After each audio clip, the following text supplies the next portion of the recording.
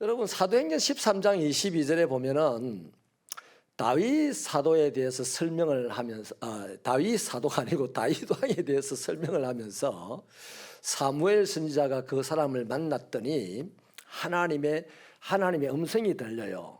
이 사람이 내 마음에 딱 맞는 사람이다. 이렇게 딱 정리를 해줍니다. 하나님이. 그러면서 하나님 당신의 의지를 밝히기를 내 뜻을 그에게서 이루리라 이래요. 이스라엘 나라를 세우라고 사울을 왕으로 올려놨더니 사울이 이스라엘 나라를 제대로 하나님의 나라로 세우지 못하는 것을 보고 다시 하나님의 나라를 세울 사람을 뽑는데 이 다윗이었습니다. 그래서 하나님이 자기 뜻을 이룬다는 말은 이스라엘 백성들 가운데 나라를 세우는데 당신의 그 뜻을, 나라를 세우는 뜻을 누구를 통해서 이 다윗에게서 이루게 될 것이다 이 말입니다.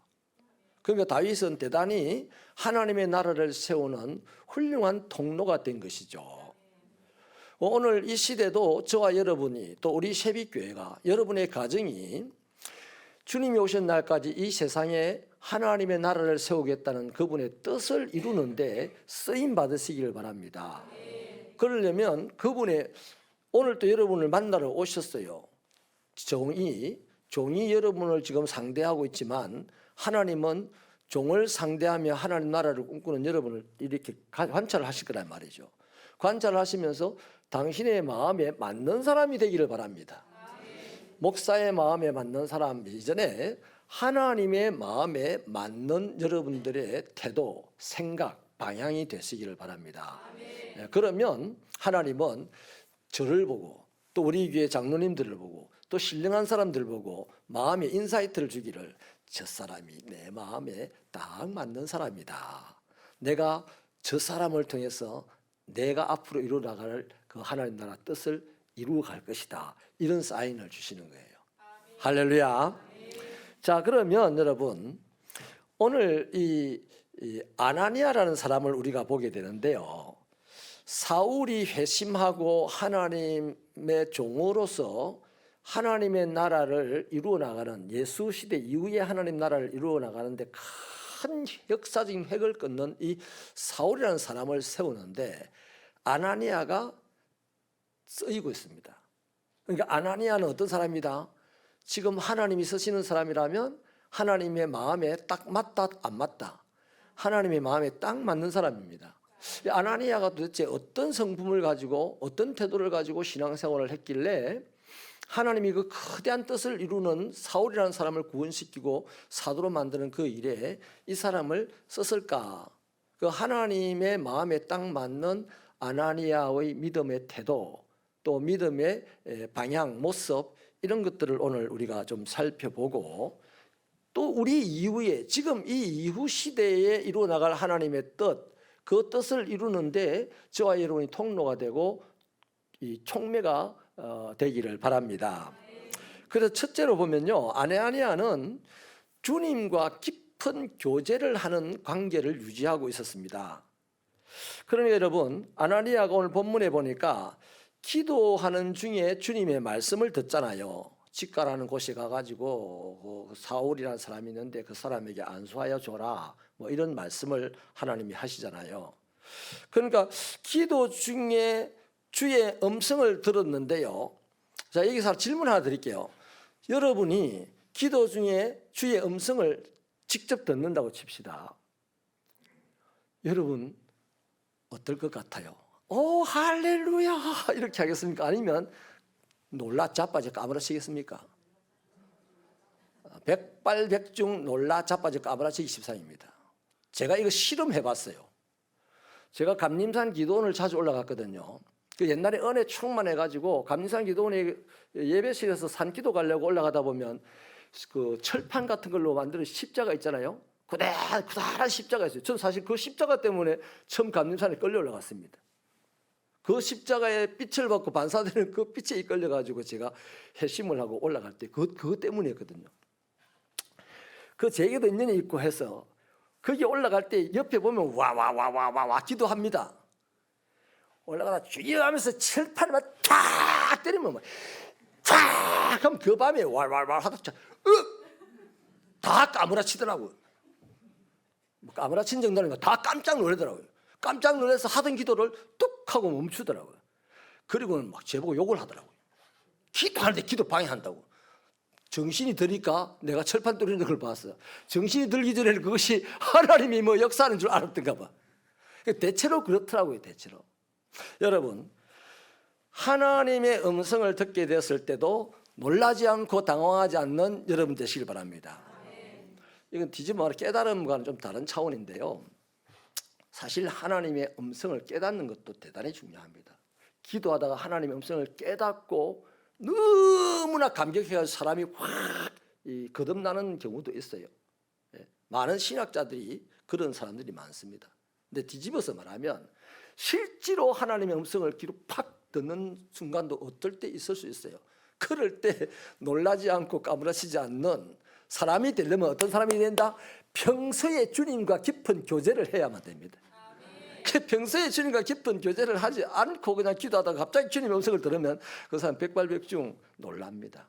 그런데 오늘 보니까 이 아나니아는 깊이 기도하는 중에 주님이 음성을 들려주셨고 그 음성에 아나니아는 전혀 놀라지 않고 뭐라고 대꾸하잖아요. 그 사람은 우리를 핍박하는 사람인데요 하고 대꾸를 하지 않습니까? 여러분 여기입니다. 바로 이거. 저와 여러분이 믿음 생활을 하는데요, 우리의 의식이 조금 더 깊어지기를 바랍니다.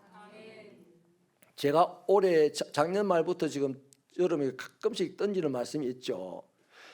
이 시대의 인간관계는 얇고 가볍고 미적지근하다 그랬습니다. 그래서 다 두루두루 적당하게 잘 지내는 것 같은데 실제로는 모두가 외로움과 공허함에 벌벌 떨고 있는 시대입니다. 근데 이게 세상이 그런 게 아니고 우리 교회 안에서 하나님과 나의 사이도 그렇습니다. 하나님과 내 사이도 뜨거워야 역사가 일어나고 깊어야 하나님을 깨닫고 그렇잖아요. 또 묵직하게 들어가야 하나님의 큰 은혜를 누리게 될 텐데 오늘 이 시대에 우리들이 하나님과의 관계하는 신앙의 모습은 살짝 세상과 비슷해요. 가볍고 미지근하고 얕다는 거예요. 그렇기 때문에 주님이 오시는 날도 마찬가지입니다. 다 놀래가지고 도망가다가 안 되니까 막 주님 앞에 엎어져야 되는데 산아 나를 덮어다오. 이게 뭡니까? 산이 무너져서 자기를 덮어서 주님과 안 마주치게 해다오. 이런 식으로 당황해하는 것을 우리가 예견을 할 수가 있다는 것입니다. 어느 날 평상시에 늘 주님에게 기도하던 여인이었어요. 이 여인이 오늘 또 주님에게 주님 하고 불렀는데 주님이 대꾸라며 왜? 말해봐라 이랬던 거예요. 이 여인도 똑같이 놀래버렸어요. 의뢰이 주님하고 자기가 늘 드리던 기도를 쭉쭉쭉쭉 다 하고 예수님의 이름으로 기도합니다 끝하고 총총걸음으로 갔을 여인인데 오늘 여전히 그렇게 하고 가려고 기도를 했는데 그러면 뭡니까? 주님이 들었을 것이다라고 치고 가는 거죠. 그런데 주님이 주여 하는 순간에 왜 말해라 이러자 놀래가지고 더 이상 기도를 못했다는 그런 우스운 감정도 들어봤습니다. 여러분 주님의 음성을 들을 준비가 되어 있기를 바랍니다. 내가 하고 싶은 말을 하는 것으로 끝나는 신앙생활이 아니라 나의 이 신앙생활에 대한 주님의 평가를 들을 수 있는 데까지 여유를 가지고 신앙생활하기를 바랍니다. 그래야만 우리의 신앙이 깊어지고 그래야만 주님을 만나서 잘했으면 칭찬을 받고 못했으면 다시 격려를 받고 또 출발을 할 수가 있는 거예요. 그런데 이것도 아니고 저것도 아니고 맨날 본인 혼자 결정해가지고 새 출발을 해야 되는 겁니다. 아나니아는 주님과 평상시에 깊은 교제를 했다. 다시 말하면 말씀과 기도로 늘 생활을 하는 중에 주님의 음성을 듣고 싶어 했던 사람이다 하는 것입니다. 그래서 우리 새벽교회 성도 여러분, 우리는 주님과 교제하는 사이 아닙니까? 주님과 교제하는 사이. 그렇다면 교제를 하는 것은 좋은 교제는요 일방적으로 말하는 관계가 아닙니다. 서로 대화를 주고받는 관계잖아요. 그 내 생각을 주님에게 말로써 알렸으면 주님의 생각을 주님의 말로써 듣고 싶고 내 마음의 깨달음으로 주님의 생각을 듣고 싶고 여기까지 관계가 깊어지고 더 무거워지고 더 뜨거워지게 되기를 축원합니다. 두 번째는요, 아나니아는 즉각적으로 순종하는 태도를 가지고 있었습니다.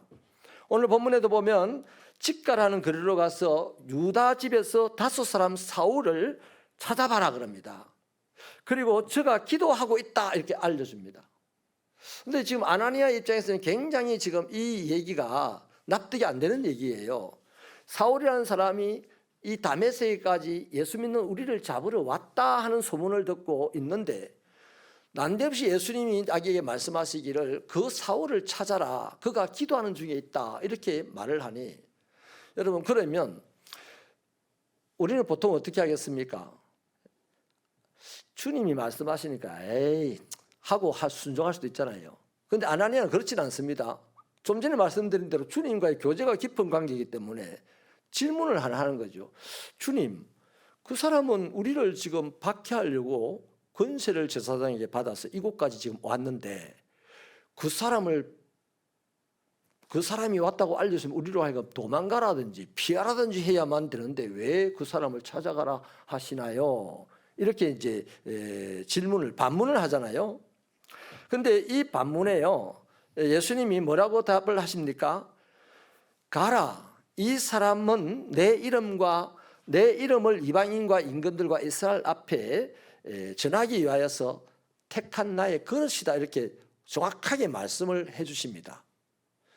여러분 그러니까 질문을 하고 대답을 정확하게 들었습니다. 그래서 그 순간 아나니아는 아 그렇군요 하고 달려가는 거예요. 여러분 이게 주님과의 깊은 교제를 하는 사람이 주님의 말에 즉각적으로 순종한다는 뜻에서 드린 말씀입니다. 질문을 하지 말라는 얘기는 아니에요. 정답을 알고 가라는 얘기잖아요. 자, 그래서 이 사울이라는 사람을 만나러 갈 때 이제 답은 주님에게 들었습니다. 아, 이 사람을 주님이 거듭나게 해서 주님께서 복음을 전하는데 쓰시려고 하는구나라고 결론을 내렸는데 한 가지 문제는 남아 있습니다. 아직까지 검증이 안 된 사울이잖아요. 여전히 자신들이 알고 있는 정보로는 그 사람을 만나면 서대반처럼 돌에 말아 죽거나 아니면 잡혀가서 감옥에 가거나 뭐 이런 정도의 정보를 가지고 있잖아요. 그러니 이 순종을 해야 될 것인가 말아야 될 것인가는 여기서 이제 본인이 판단을 하고 결단을 내려야 됩니다. 사랑하는 여러분, 하나님이 전하시는 하나님의 말씀을 주의 종들이 증거할 때 듣는 여러분들이 판단을 해야 됩니다. 저것이 오늘 나에게 주시는 주님의 말씀이다 라고 듣고 난 다음에 그게 아니라고도 해도 주님의 말씀은 주님의 말씀이에요. 그런데 본인이 나에게 주신 주님의 말씀이다라고 판단을 하게 되면 그 다음 결정을 해야 돼요. 이 말씀에 내가 순종해야 될 것인가 아니면 불순종해야 될 것인가. 여러분 순종하면 신명기 6장에서 말씀하기를 복이고 불순종하면 신명기 6장 말씀에서 뭐다? 저주입니다. 그런데 복을 받든지 저주를 받든지 신앙생활은 여러분들이 결정을 여러분이 해야 돼요. 인정하시면 아멘. 내가 저주를 받을 내용을 결정을 했는데 하나님이 그 사람에 복을 주는 법은 없어요. 그 사람이 저주받고 난 다음에 다 깨어지고 아 내가 판단을 잘못했네요. 빈손 들고 앞에 가 이럴 때 주님이 그래 이제는 깨달았냐? 이제 앞으로 나랑 다시 한번 잘해보자 이러시는 거지. 이해가 되시면 아멘. 그래서 지금 아나니아가 이제 결단을 하게 됐는데 사울을 찾아가서 유다의 집으로 간다는 것은 마치 사자의 굴에 들어가는 것과 똑같은 위험이 있는 거예요. 그러나 이제 주님의 말씀에 대해서 반문했고 주님이 거기에 대해서 정답을 주셨기 때문에 이제는 이 말씀에 순종하면 죽거나 아니면 뭐한다? 그 말씀의 위력을 발견하고 둘이 하나죠. 죽으면 천국 가서 그 말씀의 위력을 발견할 것이고 살아있다면 이제 놀라운 역사를 일으키는 주인공이 되겠죠. 그래서 여러분 즉각적으로 하나님의 말씀을 깨닫는 순간 순종한 이 아나니아, 이것이 바로 저와 여러분이 이 시대에 보고 배워야 될 신앙의 태도입니다.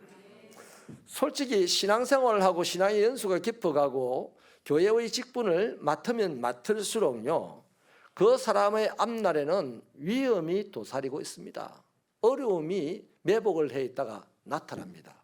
오늘 신복순 권사님, 그분이 중직이 되고 보니까 교회에 돈 씀씀이가 얼마나 많은지 이제 깨달았다. 내가 서리집사 열고 초신자 할 때는 교회가 와 또 좋은 일 많이 하네 이것만 알았는데, 중직이 되고 보니까 그 좋은 일을 전부 헌금을 가지고 하더라. 그러니 주여, 내가 중직은 됐는데 드릴 헌금은 별로 없어요. 나도 재물 좀 주세요. 이렇게 기도를 했다는 거죠. 여러분, 많은 위험이 교회의 깊이에 들어가면 갈수록, 주님과의 가까이 가면 갈수록 더 많은 어려움과 위험과 손해볼 일들이 도사리고 있습니다. 그거를 극복하고 넘어서야만 아들을 낳는 축복이 있고, 거부가 되는 축복이 있고, 뭐 기름병에 기름이 마르지 않는 축복이 있는 거예요. 다음번에 제가 이 오후 시간에 이 설교 기회가 주어지는 것이 아마 한 달에 한 번인 줄 아는데 그때 제가 드릴 말씀을 미리 맛배기로 좀 보여드릴게요. 여러분, 예수를 믿는 사람들 중에요, 성경을, 이 말씀을 대하는 사람들, 예수님을 직접 예수 시대 예수를 대하는 사람들이 세 부류의 사람들이 있어요. 한 부류는 나사렛 예수님의 고향 사람들, 예수의 어린 시절을 너무 잘 알아가지고 예수를 배척해버립니다. 예수가 하나님의 말씀을 딱 하는 순간에. 그 다음 가버나움 사람들은요, 하나님의 말씀을 딱 할 때 들어요. 듣기는 듣는데 그 다음이 없어요. 하나님에게서 나오는 능력만 맛보고 싶어 하는 그런 가버나움에 사는 사람들의 부류가 있습니다. 그런데 또 한 부류가 이 가버나움 사람들을 갖다가 뭐라고 하냐면 무리라고 성경은 다 이야기합니다. 마태도 마가도 누가도 그런 사람들을 무리라고 표현을 해요. 이 무리는 예수님을 따라다니다가 나중에 예수님을 다 발길질하고 침뱉고 십자가 지고 갈 때 예수를 외면하잖아요. 핍박자들은 원래부터 외면했고, 그런데 예수님을 끝까지 외면하지 않고 예수님의 말씀 앞에 귀를 기울이고 그와 동행한 사람들이 있습니다. 아주 소수입니다. 이 사람들이 누굽니까? 제자라고 하는 사람들입니다. 그런데 놀랍게도요, 예수님은 말씀 모든 기적의 앞뒤 좌우에는 항상 예수님의 말씀이 딱 박혀 있습니다. 그럼 뭘 이야기하려고 하냐면, 사복음서 기자들은 기적을 중요하게 이야기하려고 하는 게 아니고요, 기적이 일어나게 되는 동기가 되는 말씀, 기적이 일어나게 되는 인간의 활동 순종에 대한 말씀, 이 말씀이 앞뒤 좌우에 딱 못처럼 박혀 있어요. 그래서 말씀이 중요하다 이 말입니다. 기적이 중요한 것이 아니고 말씀이 중요하다. 오늘 낮 시간에는 뭐 했습니까? 기도 후에 역사가 일어나는 것이 중요한 것이 아니고 기도하는 것이 더 큰 역사다 하는 말씀을 제가 들었습니다. 이 신령한 축복이 있기를 축원합니다. 세 번째는요, 아나니아의 신앙의 태도 중에, 이거 정말 오늘 우리 시대에 필요한 건데요, 형제애가 있었습니다. 믿음으로 하는 형제애가 있었는데요, 사울이 예수님이 선택하신 그릇이라고 말씀을 하자 아나니아는 직전까지는 원수였습니다. 그죠?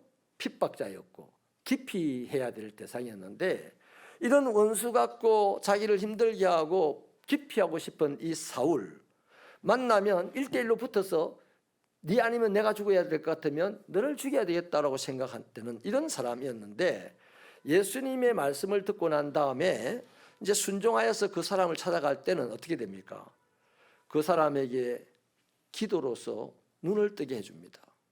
사울이 아나니아의 기도를 받고 눈을 떴다는 것은 앞이 안 보여서 눈을 떴다는 의미도 있지만은요, 새로운 눈을 떴다는 의미도 있습니다. 이 아나니아에게 기도받고 난 이후로 사울의 눈은 항상 주님만 바라보는 눈이 됐거든요. 할렐루야. 그러니까 사울이 다메섹 도상에서 예수님을 만났어요. 저는 목회적으로 해석하기를 너무 충격을 세게 받아가지고 충격에 의해서 시력을 상실했다 이 말이에요. 그런데 아나니아의 기도를 받고 그 눈을 다시 뜨게 됐어요. 주님의 치료를 경험하는 순간 세상 보라고 주님이 치료를 했겠습니까? 아니잖아요. 예수님이 하신 일을 보라고 그 눈을 치료해 주신 거 아니겠어요? 그래서 그 이후로 바울이 돼가지고 죽는 날까지 예수님을 바라보면서 살았던 거예요. 이런 일을 아나니아가 안수기도 해주면서 했다는 겁니다. 여러분, 그 사울에 대한 경계하는 마음을 풀었어요. 사랑하는 여러분, 새빛교회를 담임하는 담임 목사를 경계하지 않는 여러분 되시길 바랍니다. 저를 만나러 올 때 쭈뼛쭈뼛하지 마시기를 축원합니다. 옆에 있는 성도를 경계하지 마시길 바랍니다. 어제 어떻게 살았는지 우리 다 알아요. 그죠? 어제 저 사람의 형편을 알고 저 사람 성질을 알고 저 사람 행사를 알아. 내 마음의 판단은 이미 서 있으나 나는 오늘 내 판단으로 사는 사람이 아니고 예수님의 말씀으로 사는 사람이에요. 예수님께서 우리를 이곳에 각자 다른 삶의 자리, 각자 다른 성격으로 살아가던 그런 삶을 불러 모아서 한 자리에 모아서 예수님의 일을 하려고 우리 이 자리에 모아 놓은 겁니다. 그러므로 내 옆에 있는 사람을 볼 때 내 편견이나 내 상식이나 내 경험으로 상대를 보지 마시고 예수님께서 이 마지막 시대에 하나님의 나라를 위해서 쓰실 그릇으로 불러오신 이 사람, 우리 옆 사람을 보고 한번 지그시 바라봐 주세요. 참 귀하신 분이다. 농담이 아닙니다. 이거 정말로 귀한 분이잖아요. 얼마나 귀한 분인지 모릅니다. 아멘이십니까? 너무 귀한 분입니다. 그래서 여러분들 어디서 길에서 만나도요, 성도들을 만날 때는요, 아주 이 세상 말로 하긴 좀 그런데요, 비유할 말이 따로 없네요. 세상 사람들이 자기 집 어딘가에, 요즘은 별로 이제 미신이 없어서 그런데 우리 어릴 때는 신주 단지라고 있었잖아요. 신주 단지 한번 제가 가지러 가봤는데요. 옛날에 교회에 있을 때. 예수 믿는다고 이제 좀 치워달라고, 본인은 겁이 나서 못 치겠다고 치워달라고. 그분은 치우고 난 다음에 항상 저 안부를 물었어요. 어디 아픈 데 없습니까? 그 신주단 때문에 내가 무슨 일이 생길까봐 늘 걱정했다는 거예요. 그 신주단지 안에 보니까 쌀 몇 숟가락이 있더라고, 쌀 몇 숟가락. 그리고 지푸라기 집 그거 조금 이렇게 접어가지고 묶어서 넣어놓고. 그게 전부였어요. 그래, 그 신주 단지를 이분들이 대할 때요, 들어갈 때도 이러고 털고 닦고 그렇게 하더라고요. 여러분, 저와 여러분 옆에 있는, 내 곁에 있는 이 성도를 세상 사람들이 자기 신주 단지 대하듯이 그렇게 대하시기를 부탁합니다. 너무 귀하게, 너무 귀하게 대해주시기 바랍니다. 우리 교회를 통해서 하나님의 나라를 이루려고 이분을 보내주셨구나. 그래, 만나면 악수를 해도요, 좀 더 세게, 땀 좀 묻거든 집에 가서 씻으라 그럼 되지 뭘 어때요. 옷에 먼지도 없는데요, 좀 더 털어주고, 먼지가 있는 것처럼 또 털어주고, 반가워, 한 주간 잘 지내. 또 이게 누가 이렇게 좀 애살 있게 이래 하거든요. 탁 치지 마세요, 제발. 좀 받아주세요. 이게 교회입니다. 이게 형제애입니다. 할렐루야. 여러분, 예수님이 극소수에 모인 그 사람들에게만 직접 말했습니다. 따라합시다. 예수와 한 배 탄 사람만 복받는다. 예수를 가버나움 사람들 보세요. 누군가 복받는 걸 보고 와 하고 따라다녔지 자기는 복 못 받았어요. 저는 오늘 새벽에 잠깐 말씀을 나눴는데요, 우리 새벽교회는 간증할 거리가 참 많은 교회입니다. 그런데 어디 신문에 한 조각에도 나온 적이 별로 없어요. 왜 그럴까요? 여러분 각자에게 간증할 거리가 많아요. 저는 우리 교회 간증자를 잘 부르진 않습니다. 왜냐하면 돈 주고 그 간증 들으려니까 기분 별로 안 좋아요. 저는 돈 받고 간증하는 우리 교회 성도들 막 나오기를 바랍니다. 그런데 왜 그게 안 되냐면 차이는 딱 하나입니다. 내가 간증할 이 개인적인 일상사를 하나님의 말씀으로 쪼목쪼목쪼목 딱 아우가 맞게 만들어야 돼. 그래야 돈이 됩니다. 그런데 가버나움 사람들은요, 그 말씀으로 딱딱 맞추지 않아요. 그냥 기적이 일어나는 것이 와 하고 좋다고 감사한금 내고 끝납니다. 그런데 성경에 나오는 하나님의 기적을 경험한 사람들은요, 베드로 어디서 하나님의 기적을 경험합니까? 자기 배에 주님을 모시고 하나님의 기적을 경험합니다. 그 수많은 사람이 말씀을 들었지만은 기적은 베드로가 경험해요. 뭐예요? 주님을 가까이서 주님의 말씀을 들었다. 할렐루야. 그래서 사랑하는 여러분, 이 형제라는 것을요, 우리가 발휘하기 위해서도 좀 더 말씀 깊이 들어가 보면 충분하게 발휘할 수가 있습니다. 아니, 뭐가 내보다 모자랍니까? 뭐가 또 내보다 낫습니까? 그냥 예수 안에서 우리는 다 평균치가 돼버렸어요. 너와 나는 없어지고 우리가 돼버렸어요. 왜 아멘 안 하십니까? 우리가 돼버린 거예요. 우리가 있지 내가 없어요. 우리가 있지 네가 없어요. 저는 이 개념으로 목회하고 이 개념으로 우리 교인들을 대하고 우리 장로님들을 대합니다. 목사가 따로 없고 장로가 따로 없어요. 우리가 있어요. 예수가 있어요. 할렐루야. 예수님은 우리를 구원하실 때 1:1로 했지만은 예수님께서 원하시는 나라를 만들 때는 반드시 두세 사람 이상으로 만드는 거예요. 그래서 사람이 적은 곳에 내 이름으로 있다면 거기도 내가, 이 말이 아닙니다. 두세 사람이라도 내 일을 하는 곳에 내가 거기 있다 이 말입니다. 그러니까 형제애가 충만한 24년이 되기를 바랍니다. 우리 옆 사람에게 황 집사는 부부간에 하지 마, 안 해도 돼. 옆 사람에게, 앞뒤 사람에게 나의 형제여, 나의 자매여, 사랑합니다, 이렇게 손을 잡고 한번 흔들어 주세요. 시작.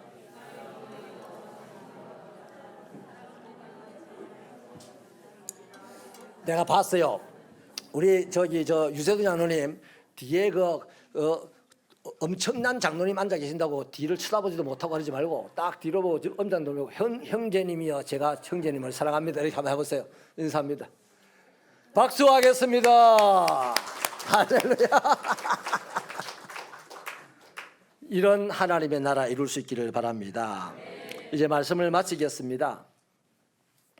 아나니아는 예수님 이후에 하나님의 나라를 건설하기 위해서 사울을 세워야 할 때에 그 일을 중간에서 감당했던 예수님의 마음에 딱 드는 사람이었습니다.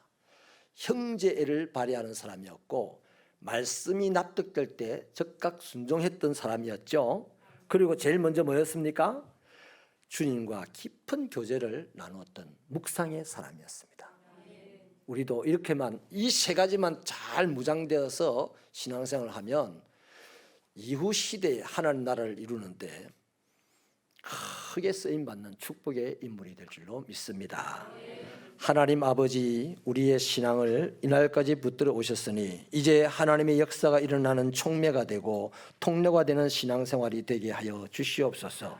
여러 가지 모양과 방법으로 하나님의 교회를 섬기는 귀한 종들을 축복해 주시고, 특별히 아버지 하나님, 오늘 본문의 말씀을 붙들고 신앙생활을 할 때 우리의 신앙이 10배로 더 아름답게 자라서 큰 하나님의 역사를 볼 줄 믿습니다.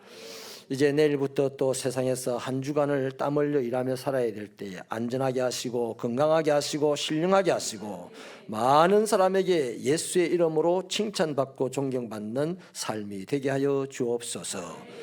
예수님 귀하신 이름으로 기도하옵나이다. 아멘.